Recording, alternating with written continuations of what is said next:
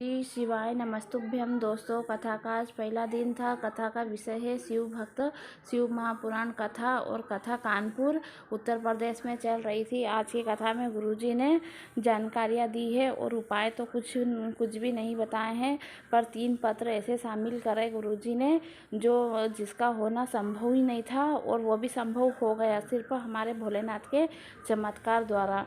तो कथा में पहला पत्र शामिल किया था प्रीति शर्मा, जो आगरा से थी। वो कहती है कि मेरे पिताजी को मुंह का कैंसर हो गया था और डॉक्टरों ने कह दिया था कि वो 3-4 दिन के मेहमान हैं, पर मैंने आस नहीं छोड़ी। भोलेनाथ के मंदिर में गई, बहुत रोई, और फिर वहाँ पर जाकर मैंने एक कलश जल अर्पित करना शुरू करा, और उस जल को झेलकर लाती थी, और एक बेलपत्र भी उठाकर लाती थी, और वह जल का आचमन मैंने पिताजी को करना शुरू किया, और बेलपत्र भी खाना शुरू करा। और फिर देखिए भोलेनाथ का चमत्कार कि पिताजी पूरी तरह से स्वस्थ है और उनका कैंसर भी ठीक हो गया था।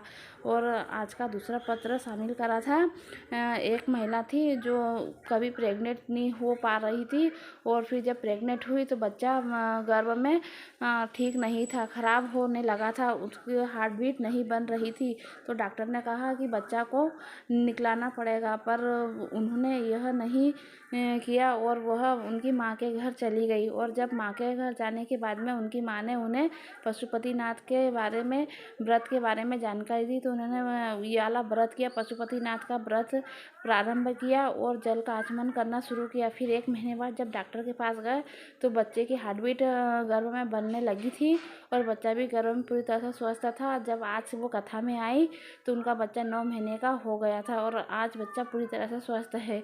और तीसरा पत्र शामिल करा था गुरुजी ने निधि भारद्वाज का।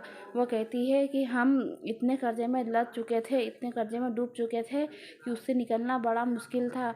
हम चाहते थे कि हमें किसी भी प्रकार का हमें छोटा मोटा लोन मिल जाए ताकि हम हमारा कर्जा चुका सके, पर ऐसा नहीं हुआ। फिर मैं शिव मंदिर गई, और शिव मंदिर जाकर मुझे पता चला वटकेश्वर महादेव का उपाय। फिर हमने वटकेश्वर महाराज जी का उपाय करा। वड़ के झाड़ के नीचे हमने दही का शिवलिंग बनाया, वहाँ पर पूजा विधि पूर्वक करी, और फिर वहीं पर ही वड़ के पेड़ के नीचे शिवलिंग को विसर्जित कर दिया। ऐसा हमने करा। और वटकेश्वर महाराज जी का उपाय यह कर्जे के लिए किया जाता है, और उन्होंने यह उपाय किया तो आज वो खुद ब्याज पर पैसे देने लगे हैं। ऐसी